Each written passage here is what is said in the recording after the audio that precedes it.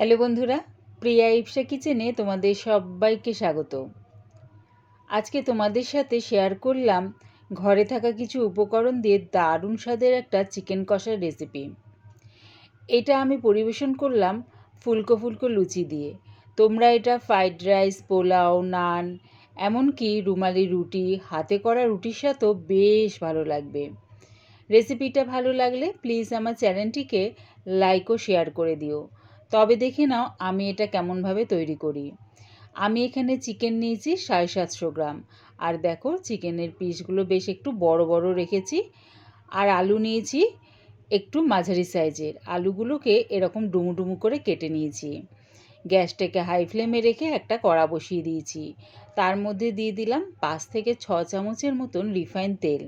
তেলটা গরম হয়ে গেলে আলুগুলো এর মধ্যে দিয়ে দিলাম। এর মধ্যে আলু ভাজার জন্য স্বাদ অনুযায়ী নুন আর হলুদ গুঁড়ো। নুন হলুদটা আলুর সাথে ভালো করে মিশিয়ে নিয়ে আলুগুলো আমি লাল লাল করে ভেজে নেব। দেখো আলুগুলো বেশ লাল লাল করে ভাজা হয়ে গেছে। এবারে এগুলো নামিয়ে নিলাম। এবারে গ্যাসটাকে মিডিয়ামে করে এর মধ্যে দিয়ে দিলাম 2 চামচের মতন ঘি। ঘিটা মেল্ট হয়ে গেলে ফোড়নের জন্য দিচ্ছি 1 টুকরো জয়িত্রী, 4টে ছোটো এলাচ, 4-5টা লবঙ্গ, হাফ চামচ গোটা জিরে আর 2 টুকরো দারচিনি। যখন দেখবে ফোড়নের থেকে সুন্দর একটা গন্ধ বেরোচ্ছে, তার মানে ফোড়নটা খুব সুন্দর করে ভাজা হয়ে গেছে। এবারে এর মধ্যে দিয়ে দিলাম 3টে বড় সাইজের পেঁয়াজ কুচি আর দিলাম 4টে চেরা কাঁচা লঙ্কা। পেঁয়াজটা এবারে হালকা লাল করে ভেজে নেব। পুরো একদম লাল করে কিন্তু ভাজবো না। এবারে এর মধ্যে দিয়ে দিচ্ছি 2 চামচের মতন আদা রসুন পেস্ট।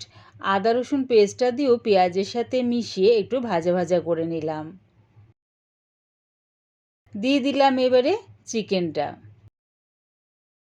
চিকেনটা দিয়ে পেঁয়াজের সাথে মিশিয়ে একটু নাড়িয়ে চাড়িয়ে নিলাম।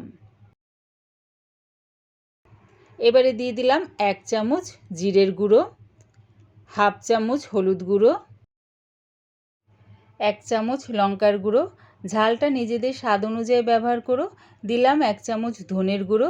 কালারের জন্য দিলাম 1 চামচ কাশ্মীরি লঙ্কার গুঁড়ো।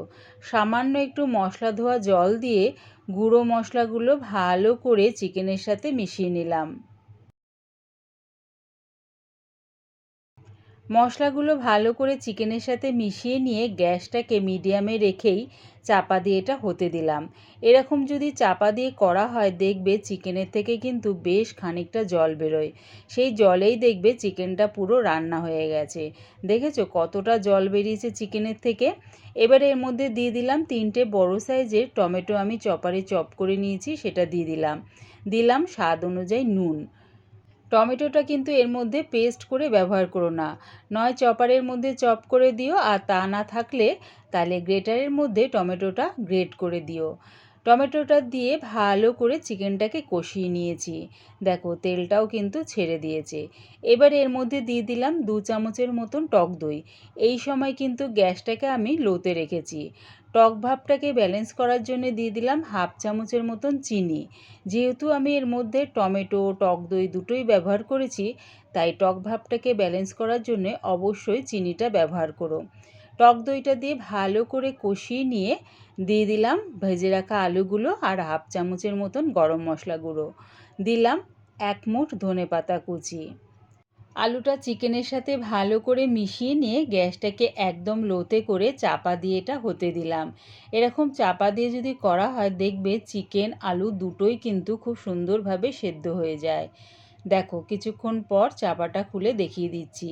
তবে হ্যাঁ, মাঝের মধ্যে কিন্তু চাপাটা খুলে একটু নাড়িয়ে চাড়িয়ে নিও, তাহলে কিন্তু নিচে লেগে যাবার সম্ভাবনা থাকে, যেহেতু এর মধ্যে জল ব্যবহার করে নিই তাই জন্য। দেখো একটা আলু তোমাদের ভেঙে দেখাচ্ছি, দেখো কি সুন্দরভাবে সেদ্ধ হয়ে গেছে। রেডি হয়ে গেছে আমার দারুণ স্বাদের চিকেন কষা। একবার আমার মতন করে এই রকমভাবে চিকেন কষা বাড়িতে বানিয়ে দেখো, দারুণ খেতে লাগে।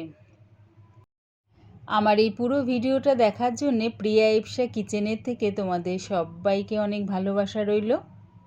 চিকেন কষার রেসিপিটা ভালো লাগলে প্লিজ আমার চ্যানেলটিকে সাবস্ক্রাইব করে দিও।